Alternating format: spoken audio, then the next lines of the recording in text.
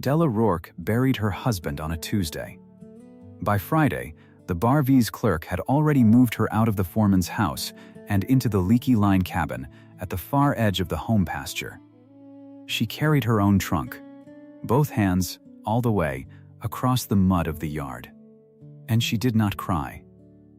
That was the first thing they took from her. The house.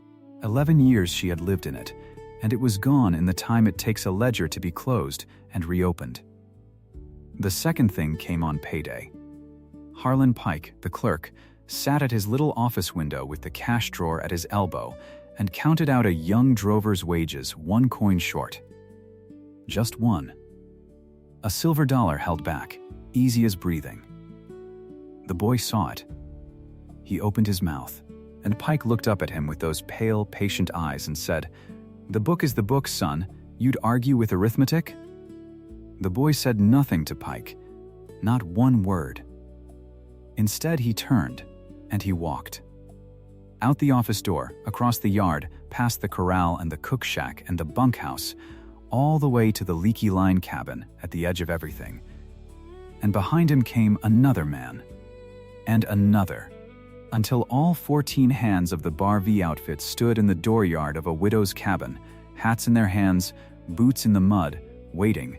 Pike watched them go from his window. And he said the thing that ought to have shamed him, and didn't. They'd rather be paid by a woman with no standing than by the books of this ranch. 14 men. Hats off. In the mud of a widow's door. And that was the very hour Ezra Vance rode back in. 3 months he'd been gone, up the trail with the beef, and he came down the road tired and dusty and thinking of his supper, and what he saw was his whole crew lined up at a line cabin like penitents at a church. On payday. Not a man of them at the office window. Now, a hard man would have fired her where she stood. A proud man would have. His father would have done it before he stepped down from the saddle. Ezra Vance swung down off his horse. He walked to the front of that line, and he took off his own hat, and he said to the widow in the doorway, "Ma'am, I'd like to see how you count. If you have ever been judged by your dress instead of your heart, if anyone ever looked at what you were wearing and decided what you were worth, then this story is for you. Before we go on, do me one small thing. Tap that subscribe button so the Bar V's story can ride as far as it deserves to. And leave me a comment. Tell me the town you're watching from tonight. I want to see just how far this widow's honest hand can reach. Go on. I'll wait. Now, let me take you back 3 weeks, back to before the 14 men.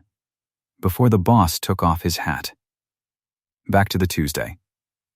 Cottonwood Bend sat in a fold of the Wyoming Territory where the grass ran silver in the wind and the mountains stood blue and far to the west. In the year 1878 it was cattle country, and the biggest brand for 40 miles was the Bar V. Ezra Vance owned it. His father had built it, hard, the way hard men build things, with a fist and a note at the bank, and not much kindness left over. Ezra had inherited the land and the debt, and a good deal of shame he never spoke of. And for 11 of those years, the man who ran the outfit day to day was Tom Rourke. The foreman. Della's husband. Tom was not a big man.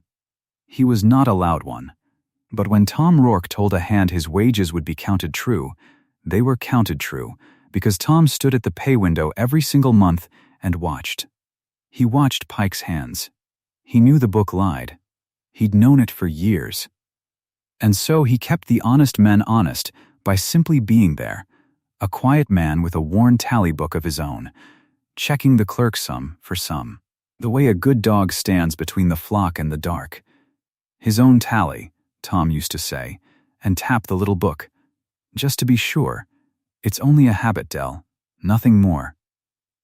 Then one gray morning, at the head of the north draw, Tom's horse put a foot wrong on wet shale. He went down under it. And what the fall started, the fever finished, 3 days later, in the bed of the foreman's house, with his wife holding his hand and the whole outfit standing outside in the cold not knowing what to do with themselves. The crew grieved him. They grieved him honest. But if you had stood among those men at the graveside and listened close, you would have heard underneath the sorrow a thing that was not sorrow at all. It was fear. Because the honest hand was gone now. The quiet man who stood between the 14 of them and the crooked book, he was in the ground. And every last one of them knew, without saying it, that come the next payday there'd be no one watching Pike's fingers. Fen understood it first. Old Fen, the wagon cook, gray as a winter fence rail, who'd fed that outfit for 20 years and had no teeth to speak of and no fear of any man living. He stood at the grave with his hat crushed in his fist, and he looked, not at the coffin, but at the widow. At Della. And something in the old man's face settled, the way a man's face settles when he's decided a thing and won't be moved off it. Let me tell you the shape of the money, because in this story, the money is everything. The money is the ground the whole thing is fought on. The Bar V ran an outfit of 14 hands, plus the cook. Wages came to $1,140 a month, all told, and every dollar of it passed through Harlan Pike's cash drawer and Harlan Pike's book. That was a great deal of money in that country in that year. And there was more weight yet on it, because the ranch itself was not free. Old Vance had borrowed against it, and the note had passed to the cattleman's trust, and the sum owed was $3,000. On the day they buried Tom Rourke, that note had 21 days left to run before it fell due. $3,000, 21 days, and one crooked clerk now sitting alone at the money, with no honest man left to watch him. Della knew none of the danger yet. She was a widow of 34, with a trunk to pack and a house that was no longer hers, and grief is a fog that lets you see only the next small thing in front of your hands. Pike came to see her the day after the funeral. He came in his town coat, with his hat held just so, and he stood in the doorway of the house she still thought of as home, and he was kind. That was the terrible part. He was so very kind. "Mrs. Rourke," he said, "a hard time. A hard time. I won't trouble you long." He looked past her, into the front room, at Tom's chair and Tom's boots by the stove, and the lamp Tom read by. "You understand the foreman's house belongs to the foreman. And there'll be a new foreman named directly. The ranch can't do without one. So, we'll want to get you settled somewhere of your own. Comfortable. Before the fuss of all that. Somewhere of her own." He made it sound like a gift. The line cabin stood 1.5 miles out, on the flat by the north fence, where the hands wintered a man when they needed a rider close to the far stock. It had one room. It had a stove that smoked, and a roof that let the weather in over the north corner, and a door whose latch had been broken since anyone could remember. That was the somewhere of her own. "And there's the matter of your keep," Pike went on, and now he took a small pleasure in it, though he hid the pleasure behind that patient face. A widow with no man on the books isn't drawing wages, you understand. It wouldn't be regular. But the Bar V looks after its own. So I've entered you a widow's allowance. $9 the month. Call it charity, Mrs. Rourke, from a grateful outfit.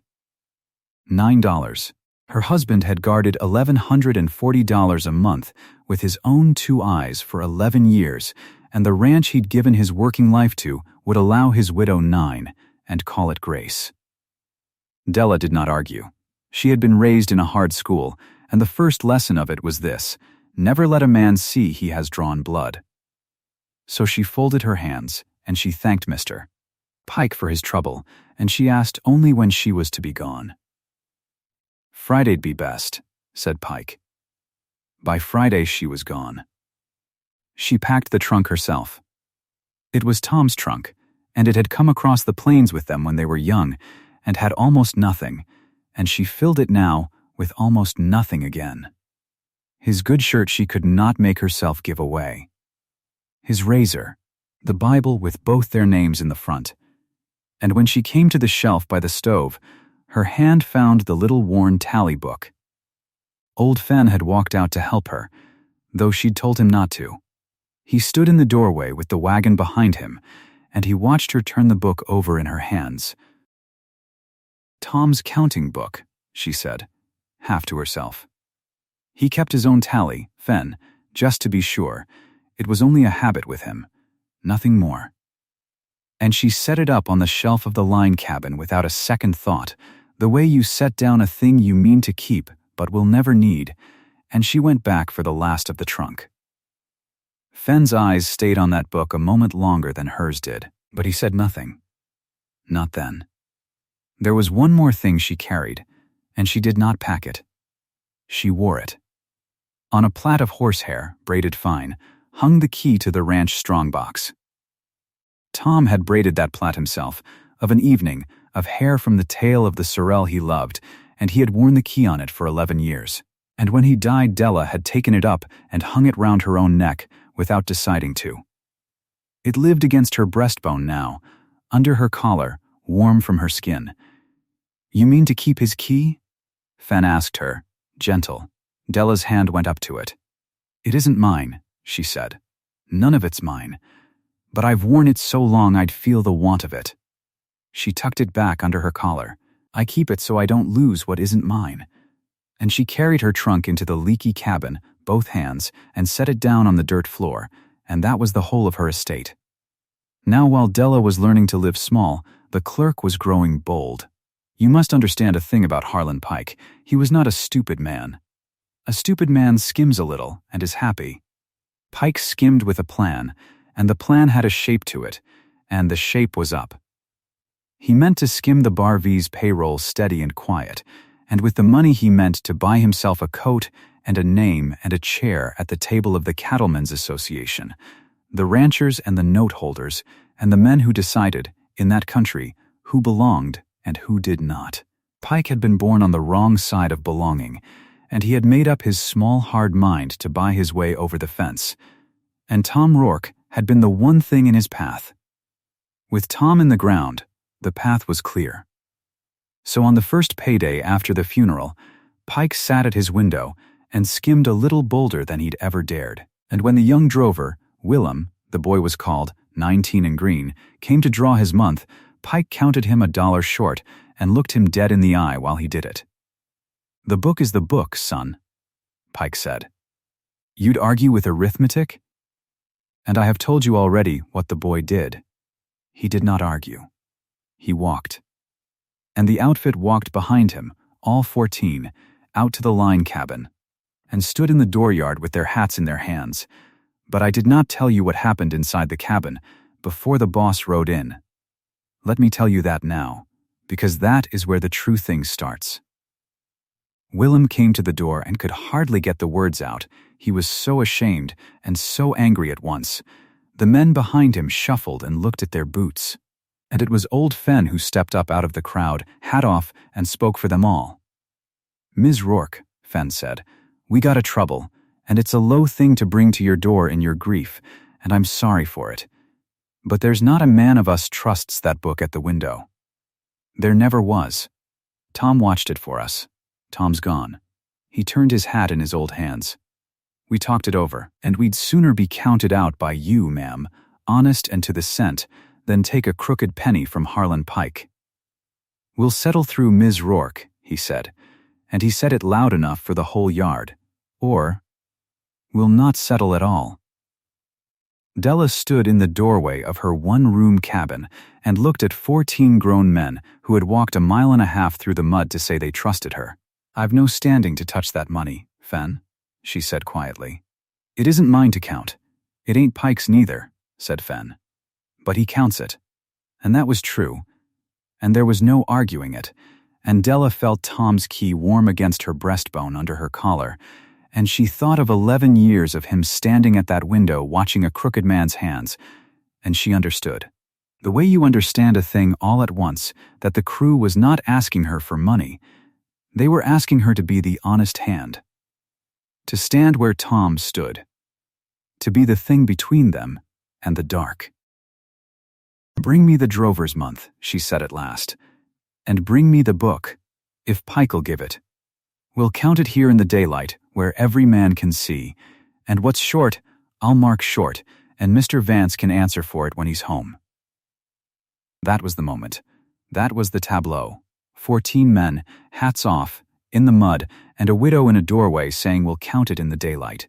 And into that exact picture, off 3 months of trail dust, rode Ezra Vance.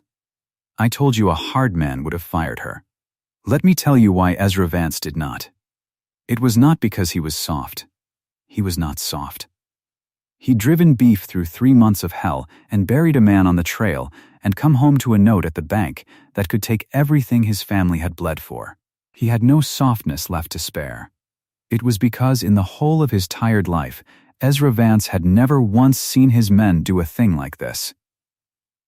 Men followed a paycheck. He knew that. Men followed a strong hand and a full plate, and they grumbled and they drifted and they signed on with whoever paid on time. That was the nature of hired men. His father had taught him so. And his father was never wrong about the low nature of things. And yet here stood his entire outfit, in the mud, on payday, refusing good money at a window and asking to be paid by a woman with nothing. A widow the ranch had shoved into a leaky cabin and allowed $9 a month. They were losing wages to stand here. Every hour in that dooryard was an hour they weren't riding, weren't earning, and they stood anyway. A man does not do that for money. A man does that for something money can't buy and can't fake. Ezra Vance had spent his whole life trusting paper, notes and books and figures in a column, and he looked at the paper of his own ranch, the book at the window, the clerk he'd hired, and then he looked at 14 men who trusted a penniless widow over all of it. And for the first time in his life the paper and the men did not agree, and he could not for the life of him make himself believe the men were wrong. So he took off his hat, and he said, "Ma'am, I'd like to see how you count." Now the yard went very still. Pike had come out of his office by then, and he stood on the office step with his book under his arm and a look on his face like a man watching a bet go bad. The men said nothing. The wind came down off the grass and moved the widow's skirt and the horses' tails and nothing else. "Mr. Vance," Della said, "I've no standing to be counting your money." "You've got 14 men saying otherwise," Ezra said, "and I've learned to add. 14 against 1 clerk is a sum even I can read." He put his hat back on. "Count out the drover, Mrs. Rourke, I'll watch. And Pike, bring the book." And there, right there, did you catch it? Mrs. Rourke, not the Rourke woman, not the widow, not have somebody fetch her. Mrs. Rourke, from the owner's own mouth, in front of the whole outfit. It was a small thing. It was the smallest thing in the world. And every man in that yard heard it, and old Fenn's chin came up 1/2 an inch, and the ice that had been laid down over Della Rourke the day she carried her own trunk cracked. Just once. Just the width of a hair. They counted at the plank table Fenn hauled out into the dooryard. Della counted aloud. She had a way of it that you could not doubt if you tried. Every coin named, every figure spoken, the drover's month laid out in the daylight to the last cent.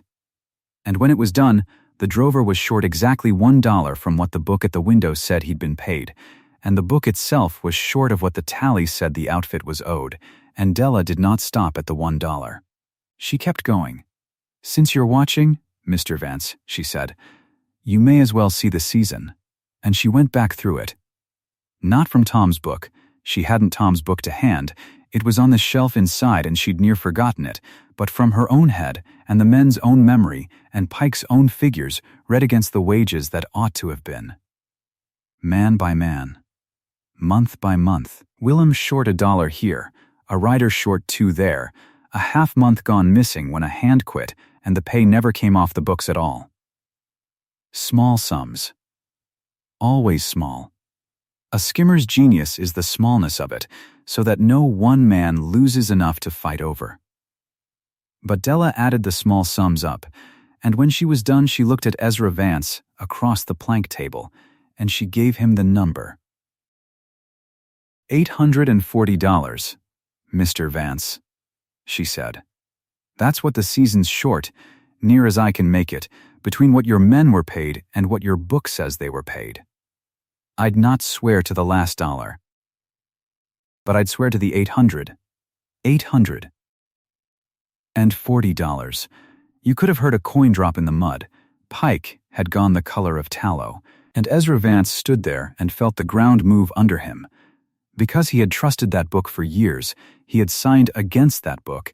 He had planned to pay a $3,000 note out of the profit that book reported, and a widow with no standing and no schooling to speak of had just taken his paper apart with nothing but the truth and her own 2 hands.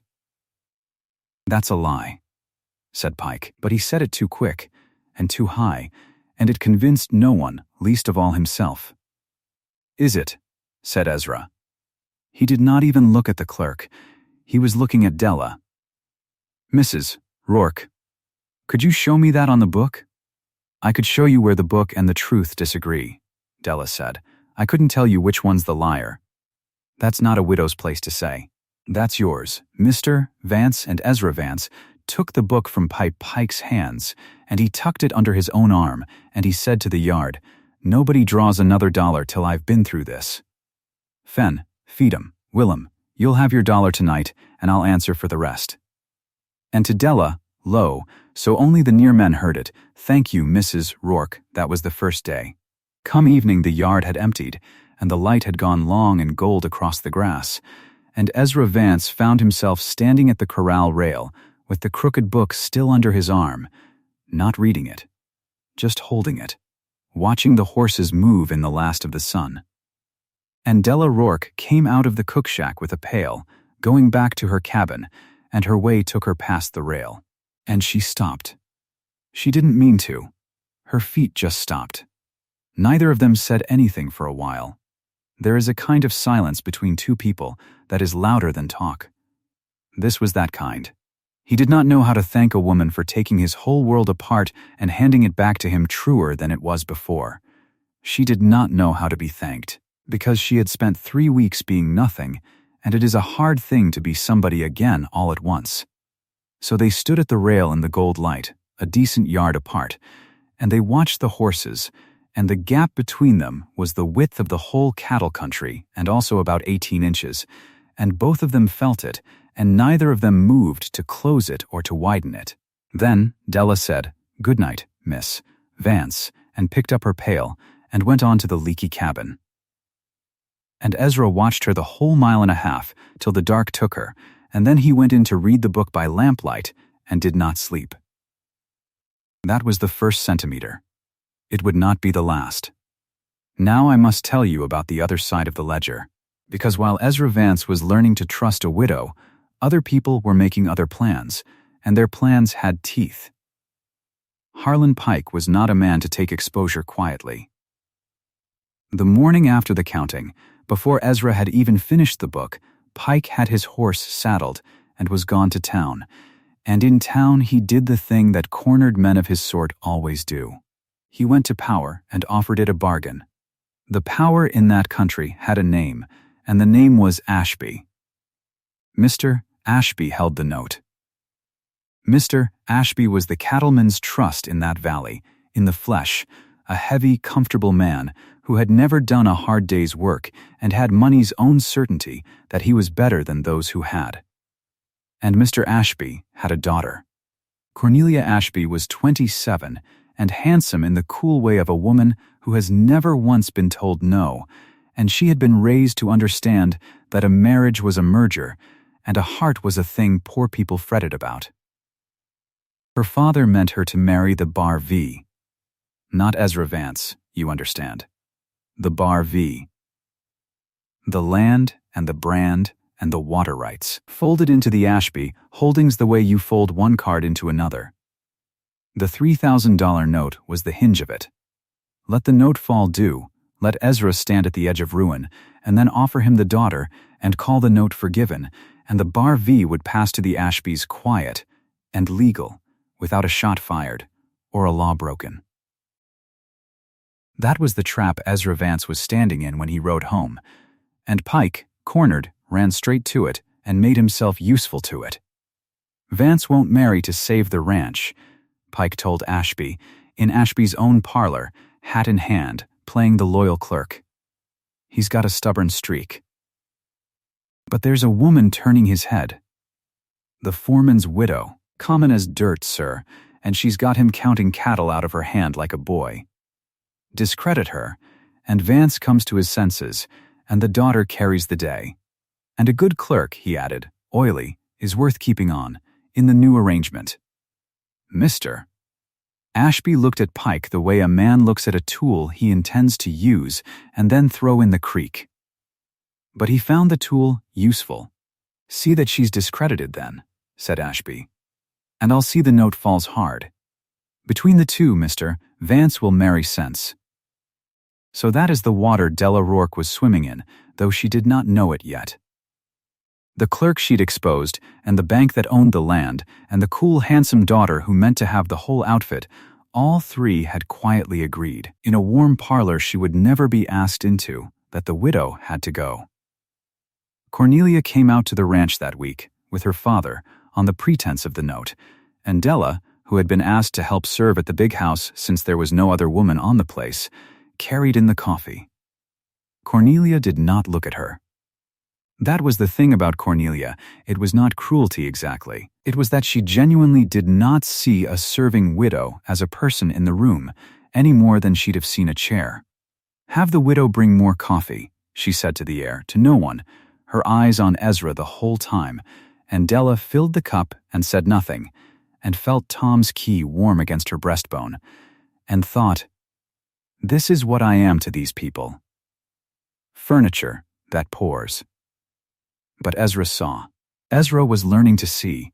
He watched Cornelia not see Della, and he watched Della pour with that straight back and that quiet face, and something in him that had been asleep his whole comfortable life woke up and did not like what it saw. He tested her, though. I'll be honest with you about that, because Ezra Vance was a man who trusted paper, and a man does not stop trusting paper in a single afternoon. He needed to be sure. So a few days on, when Della was helping him tally a feed account at the ranch house desk, he slid a figure past her wrong on purpose. A padded sum. He wrote it in himself, plain, and waited to see if she'd let it stand to please the boss, the way a hired person learns to let the master be right. She caught it in a breath. "That's over by $4, Mr. Vance." She didn't even look up. The oats came in at the lower price in May, you'll remember. Somebody's carried the April figure down. And she corrected it, clean, not knowing it had been a test at all, not knowing he'd baited the hook, just doing what she always did, which was tell the truth to the money whether it flattered anyone or not. Ezra put down his pen. "Mrs. Rourke," he said, "how is it you never once shade a figure my way? Most folks nudge it to please me. You never do." And Della gave him the line. She didn't mean it for a line. She meant it as the plain truth of her whole life, and it came out of her simple and level, and it went into Ezra Vance like a nail into green wood and stayed there. "A ledger can be made to lie, Mr. Vance," she said. "I've watched one do it. A woman who was raised to be owed nothing cannot afford to. It's all I've got, the truth of a sum. Take that, and I've got $9 and a leaky roof and nothing else in the world. So I keep it. It's the one thing no man's yet found a way to shorten me on." Ezra Vance did not answer that for a long moment. He looked at the widow across the desk, at the straight back and the work-hard hands and the key-string just showing at her collar, and he thought about his father, who had trusted paper and shorted men and died rich and hated. And he thought about the 14 who'd stood in the mud, and he understood, finally, all the way down, that the most honest thing on his whole ranch was not written in any book. It was sitting across the desk from him, telling him he was over by $4. That night he did not go through the crooked book again. He knew what was in it. He'd known since the dooryard. What he sat up over, by the lamp, was a different question altogether. A question about the difference between a name and a nature. Between what the world says a person is worth and what they turn out to be worth when the money's on the table and no one honest is watching but them. And in the morning, he made up his mind. He didn't tell anyone what he meant to do. Not Fen, not the crew, and surely not Pike. He simply sent word, quiet, that the outfit should gather in the main yard after the noon meal, all of them, and Mrs. Rourke was to come up from the line cabin as well. Pike heard the word and did not like it. A gathering he hadn't arranged, a widow summoned, the boss gone tight-lipped and strange since the trail. Pike's skimmer's instinct, the thing that had kept him fat and safe for years, began to whine like a wire in the wind. He took his ledger under his arm out of habit, the way a man takes his gun, and he went out to the yard, and he stood on the office step where he could see everything. And he waited to find out what the fool boss meant to do.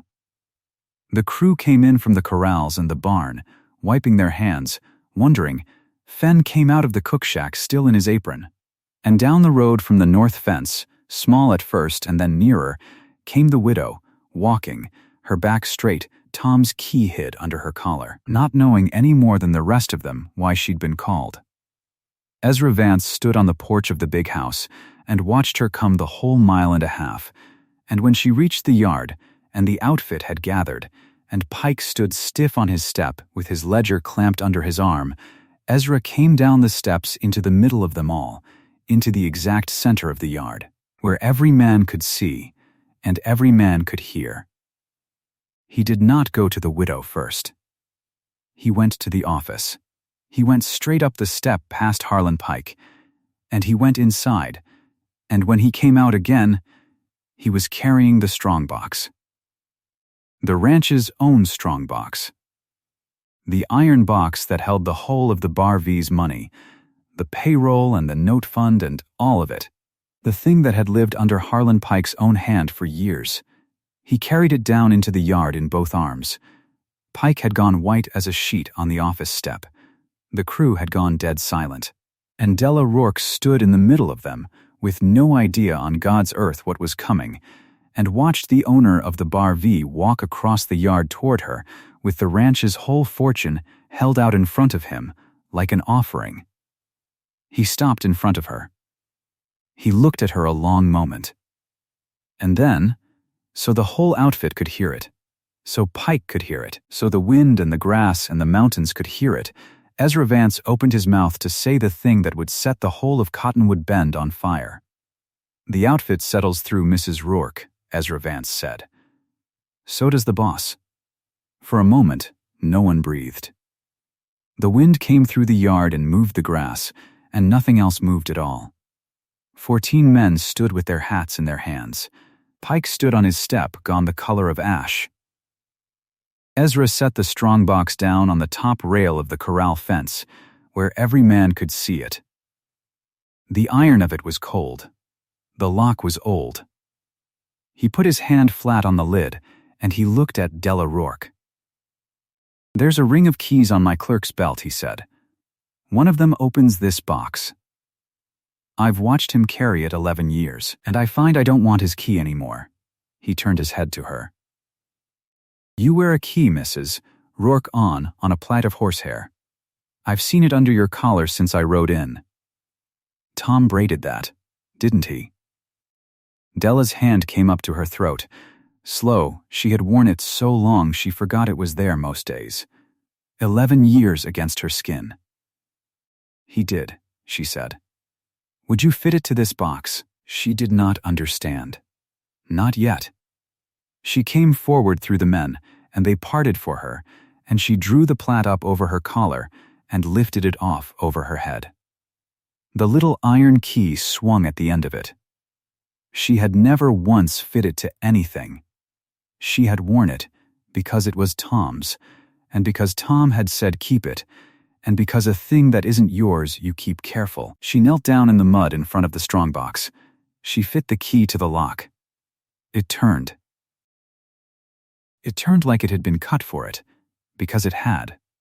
The lid came up under her hand and the whole outfit leaned in to see, and there in the box lay the money of the Bar V, the payroll and the note fund, banded and stacked.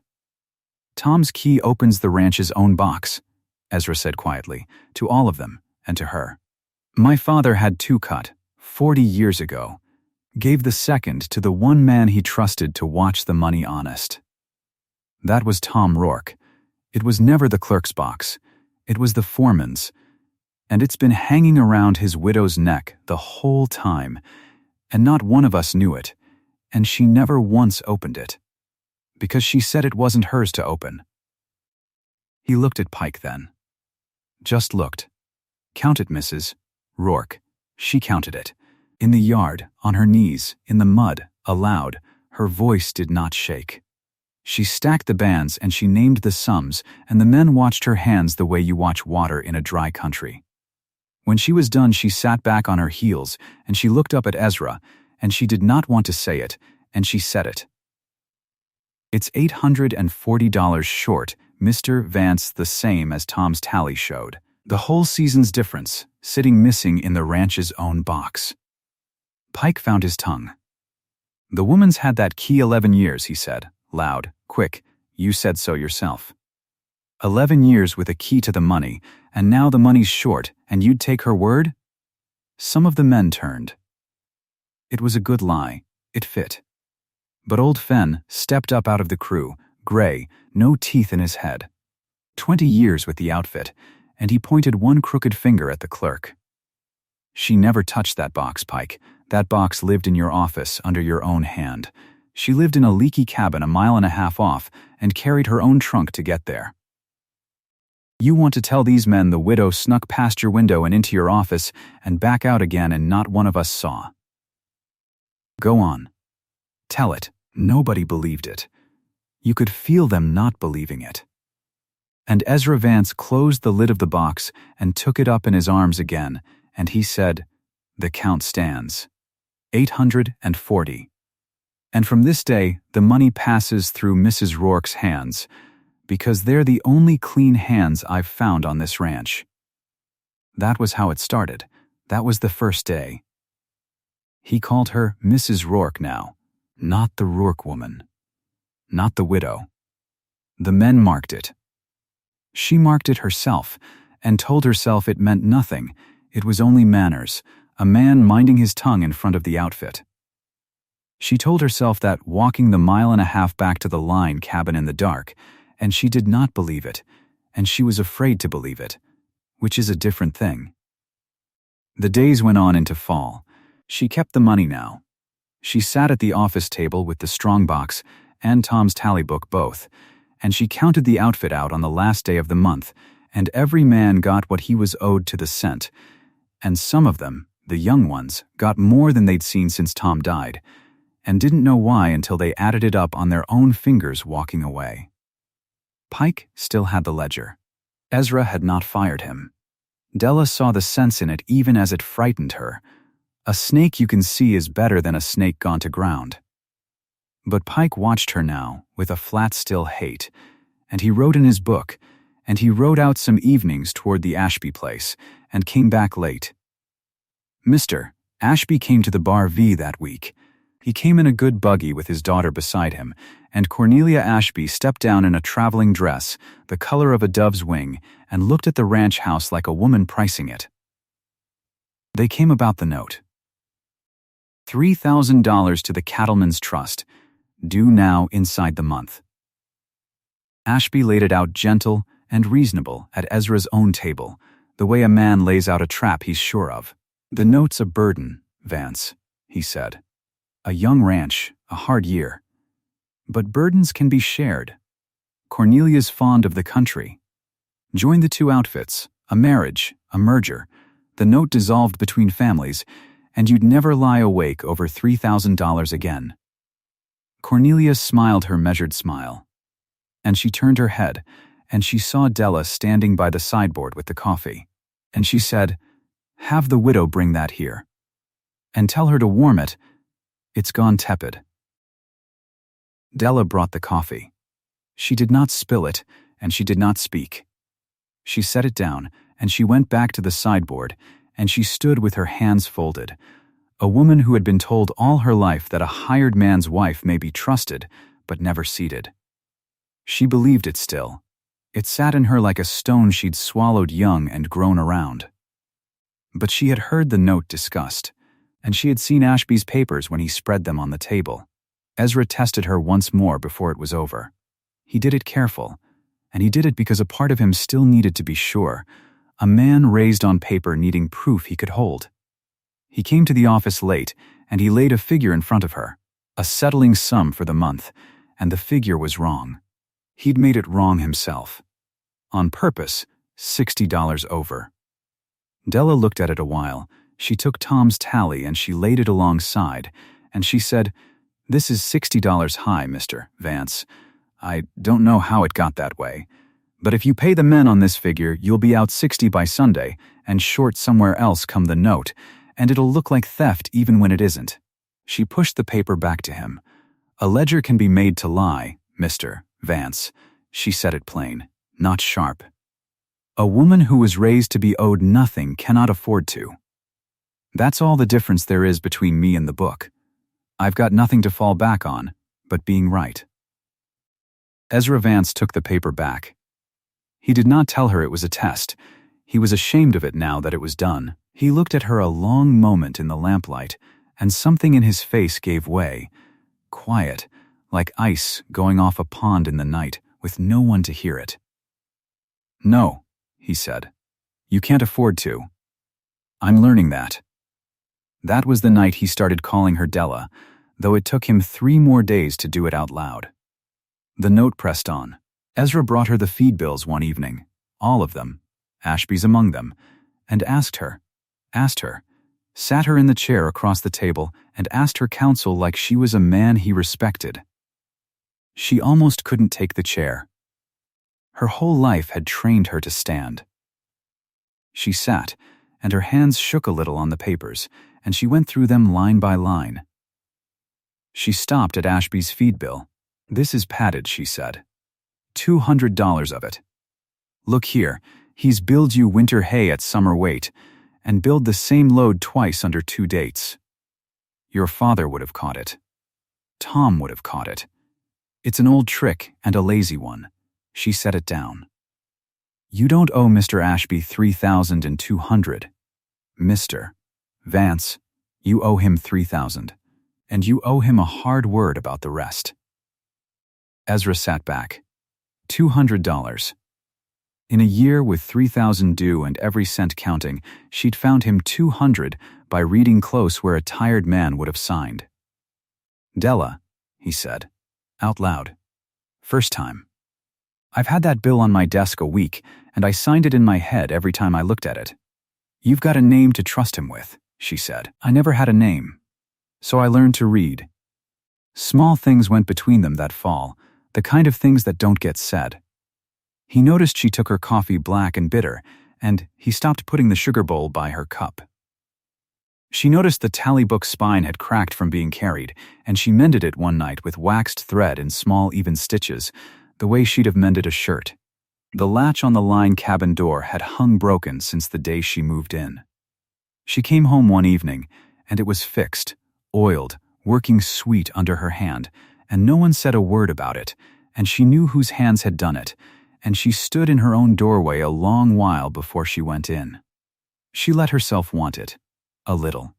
That was the danger. She lay awake in the mended cabin, and she let herself want a place of her own. A thing she had told herself all her life, a woman like her had no business wanting. And wanting it is what makes the fall hurt. And the fall came. It came on payday eve. She went to the office at dusk to have the money ready for the morning count. She fit Tom's key, and she lifted the lid and she reached for the bands, and her hands stopped. The box was light. She counted it twice, with her heart going in her ears. $840 gone. Exactly 840. The very figure of Tom's tally, the season's whole skim, lifted clean out of the ranch's own box the night before payday, so that when they counted in the morning, the number missing would be the number she'd named herself in the yard, in front of everyone, weeks ago. Her own honest count turned into a rope. She knew what it was the second she saw it. She knew whose hand. And she knew, worse, That it didn't matter that she knew, because there was no way on earth to prove a thing she hadn't done, and the key had hung 11 years around her neck, and Pike had said it to the crew already. The woman's had the key 11 years. They found it in the morning with the Ashbys there. Pike had seen to that. He'd ridden out the evening before and brought them back for the count, Ashby and Cornelia both, and the association men who held the country's opinion in their pockets. They stood in the office, and Della opened the box before them all with her own hands, because she would not be accused of hiding it, and the light box sat there and told its lie. 840, Pike said. Soft, almost sorry. He was good at it. The season's shortfall. Gone in the night. And who's held the only key that fits this box, gentlemen? Who counted us that very figure in the yard, so we'd all remember it? She named her own theft weeks ago and dared us to see it. The association men looked at her. Ashby looked at his boots to hide his pleasure. Cornelia looked at Della the way you'd look at a thing already thrown out. And Ezra Vance stood up. He stood up to fight it.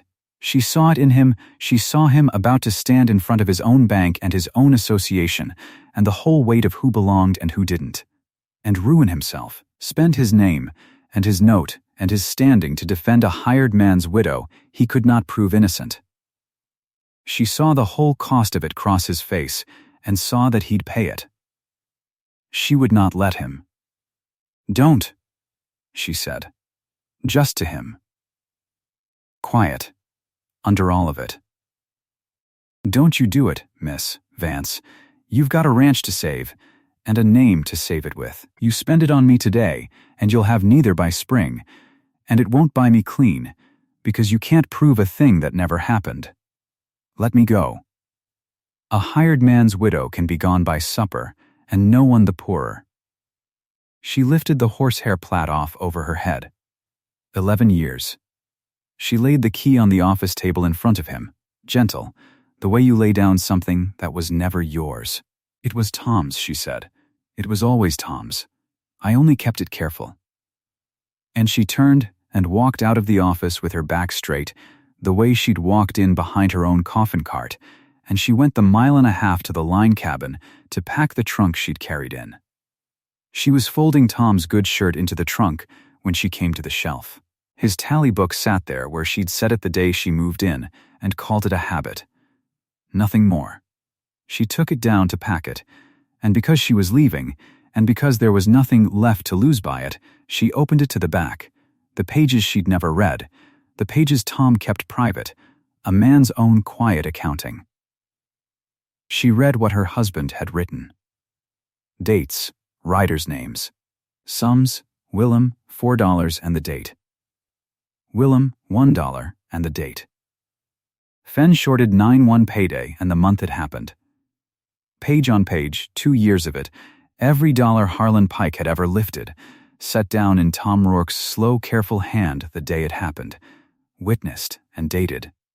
$840 across the season, traced by rider, traced by day, and at the bottom of the last page, in a hand gone shaky near the end, her husband had written a line meant for one reader.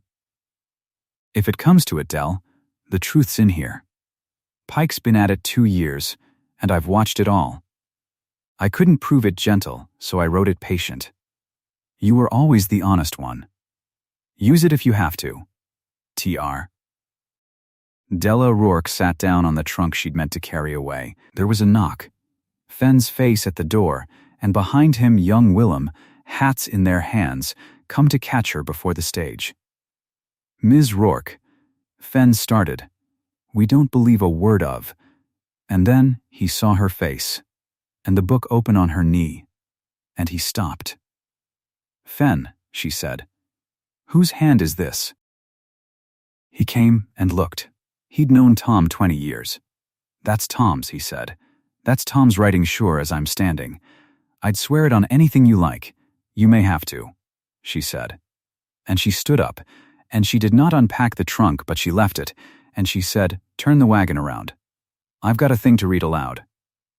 The association was at supper in the ranch house. Ezra had gathered them to settle it, the theft, the note, the whole ruin of it, and Pike sat at the long table smug and easy because the widow's own flight was the last nail he needed. A guilty woman runs. Everyone knew it. He'd counted on it. He passed the gravy, and he waited to be proven right by an empty road. The door opened. Della Rourke walked the length of the room she had been told to serve coffee in. She walked past Cornelia Ashby, and past Mr. Ashby, and past the association men who'd ranked her below the furniture, and she came to the head of the table where Pike's ledger lay open beside the empty strongbox, brought in as evidence against her. And she set Tom's tally book down beside it, the two books side by side, the clean one and the crooked one. "Mr. Vance," she said, "you gathered these men to settle a theft. Let's settle it. But let's settle the whole of it, and let's read from both books, not one." Pike came half out of his chair. "Sit down, Pike," Fenn said from the doorway, and he wasn't alone in it. The crew had come in behind her, 14 men filling up the door of the room they were never asked into, and Willem among them, and none of them smiling. Della opened Tom's book. She read it aloud. She read the dates and the names and the sums, and as she read them, the men in the doorway answered. "Willem, $4. May the 9th. "That's true," Willem said, his voice cracking on it.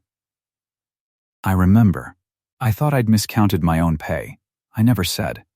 Willem, $1. June the 2nd. True. Fenn, $9. The August payday. I remember that $9, Fenn said. Like I remember my own name. Page on page. And beside every entry in Tom's book, she laid her finger on the matching gap in Pike's, the round even lines where $1 had been shaved, and the column made to still add true. $840. 2 years of it. And it landed, every cent of it, in Harlan Pike's column, and not 1 cent of it in hers. He put the season's figure into the empty box last night to make my honest count look like my confession, she said. But Tom counted him honest before I ever did. My husband watched this man steal for 2 years and wrote it down the day it happened. Because he couldn't prove it soft, so he proved it patient. There's the theft, gentlemen, there's the thief. In his own book. Against my husband's. In his own hand's own gaps. The room was dead still. Pike's face had come apart. He looked around the table for one man to hold his eye, and not one would. "You forged it," he said. "The woman forged. That's Tom Rourke's hand," Fenn said, stepping into the room. "I worked beside it 20 years, and so did half these men. Bring anybody in the county who knew it. It's his. You know it's his, Pike. You're looking at it, and you know." Ezra Vance stood up slow at the head of his own table. He picked up the 2 books, one in each hand, and he held them a moment, weighing them. The paper he'd trusted his whole life, and the paper his father's honest man had kept in the dark. And he set the crooked one down. "Take him out," Ezra said. The crew took him out. The men he'd treated 11 years as figures in a column, as marks to be shaved $1 at a time, they came around the table and they took Harlan Pike up out of his chair by the arms, and they walked him the length of that room and out the door into the yard, and his crooked ledger went out after him into the mud. He did not come back into that house. Willem, 19 years old, $4 and $1 the poorer for 2 years, walked at his elbow the whole way and did not say a word, which was worse than anything he could have said. Mr. Ashby was already gathering his papers. A man ruined by the company he'd kept, feeling the room turn, doing the arithmetic of his own standing. "Vance," he began, "these terms, the note, the marriage. Under the circumstances, perhaps we—" "There's no marriage, Ashby," Ezra said, "and there's no merger. And there's the little matter of $200 you tried to bill me for. Hey, you never hauled, Mrs. Rourke found that a week ago, and I've been saving it for you." He reached to the sideboard and took up the strongbox that Della had refilled that afternoon from the recovered money, the season's own dollars come home. He counted out $3,000 onto the table in front of the whole association. There's your note. Paid, in full. Before witnesses. The Bar V doesn't owe you a marriage, a merger, or a good evening. You'll take your money, and you'll take your feed bill back, and you'll correct it by $200 before you cash a cent of this. Ashby took the money. There was nothing else to do. He'd sold his standing for a padded bill and a crooked clerk, and he'd be gone east by spring, though nobody knew that yet, but the shape of the thing. Cornelia Ashby rose. She looked at Della one last time, and she'd have liked to have a word to leave that cut, but the room had gone all the wrong way for her, and the widow she'd sent for coffee stood at the head of the table with $3,000 and 2 years of proof and every man in the outfit at her back. "Get my coat," Cornelia said, to no one, because there was no one who would. "Get it yourself," Fenn said pleasantly. "It's on the peg. You know the house. You were pricing it an hour ago." She got her coat. She went out to the buggy after her father. The dove-gray dress went into the dark, and the two of them drove out of the Bar V the same night, and that was the last the ranch saw of the Ashbys. The association men were standing now. They came to Della, one and another, and took her hand, these men who'd sat in judgment of her dress an hour before. There is no shame in the world quite like the shame of men who ranked a person low and were proven small for it, and they wore it, and it was a kind of justice all its own. And then the room was mostly empty, and it was Ezra Vance and Della Rourke, and Fenn hanging back in the doorway pretending to study the ceiling. Ezra reached into his coat pocket, and he brought out the horsehair key. She'd laid it on the office table that morning. She'd given it back, given up 11 years of careful keeping, and he had gone and got it, and he'd carried it in his pocket all through the worst day of both their lives. "You left this," he said. "It was Tom's. It's the ranch's. It's not, Della." He came around the table. He held it out to her on his open hand, the little iron key on its braided plait, and his voice was not a paymaster's voice at all. "The outfit trusts you with its wages.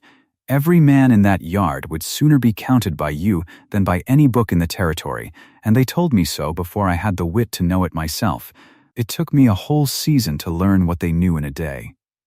He closed the small distance that was left. "They trust you with the money," he said. "I'd trust you with the rest of my life." This key opened the ranch. I'm asking it to open the house too, and everything in it, and me, not as the man who pays you, as the man who's asking. Stay, marry me, be mistress of the Bar V, not because I need you counted, though God knows I do, but because I don't want to run a single payday, or a single year, or a single morning, without you across the table taking your coffee black and bitter and telling me where I've signed wrong. Della Rourke had spent her whole life being told a hired man's widow might be trusted, but never chosen. She had believed it so long it had grown into the shape of her. And here at the head of a ranch house table, in front of the very people who'd ranked her beneath the coffee she carried, the master of the Bar V stood with her dead husband's key in his open hand and asked to be chosen back. She took the key. She did not put it back around her neck. She held it in her hand, hers now, and she looked up at him, and she used his name, his given name, the first time, the thing she'd never once let herself say out loud. "Ezra," she said. "I never let myself want a place of my own. It seemed like reaching above my hand. But I've kept this key 11 years, so I wouldn't lose what wasn't mine." Her voice did not shake, though everything in her did. "I expect I could learn to keep it, because it is." "Is that a yes, Della Rourke?" "It's a yes, Ezra Vance." Old Fenn, in the doorway, gave up all pretense of studying the ceiling and let out a whoop that carried clear to the corrals, and the crew that had gone out with a thief came back in around a wedding, and the ranch house that had gathered to condemn her filled up instead with 14 men in their stocking feet, grinning like boys. A year passed over the Bar V the way years pass over grass country, hard in the winter, sudden and green in the spring, and then the gold of another fall coming down off the mountains. Payday at the Bar V ran from the big house porch now. Della Vance sat at a plank table set out in the good afternoon light, and the strong box sat open at her elbow. And Tom's tally book lay squared on the porch rail in its mended spine, in her own small, even stitches. The horsehair key hung at her own belt now, beside the master's box, hers by right and worn plain where a man could see it. She counted the outfit out fair. One by one they came up onto the porch. No mud, no leaky dooryard, no window with a crooked clerk behind it. And she named each man his wage to the cent and put it in his hand, and every man of them said thank you, Ms. Vance, and meant the second word as much as the first. Willem drew his pay full, and had for a year, and had put by enough to be talking about land of his own. He tipped his hat to her going down the steps like she was what she was.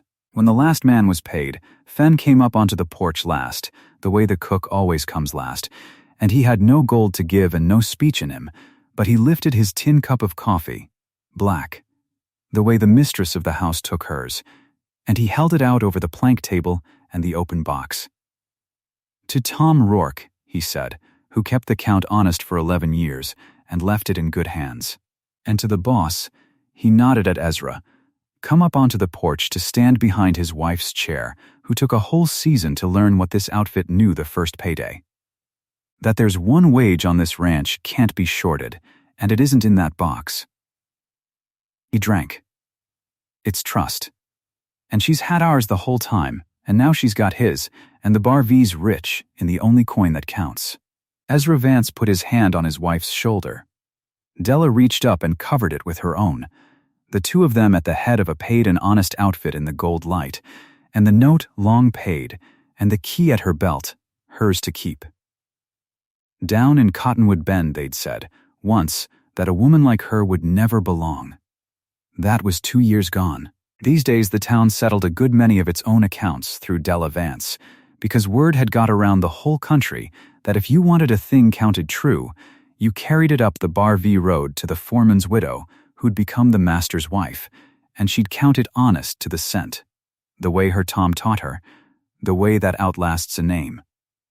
That was the whole of it.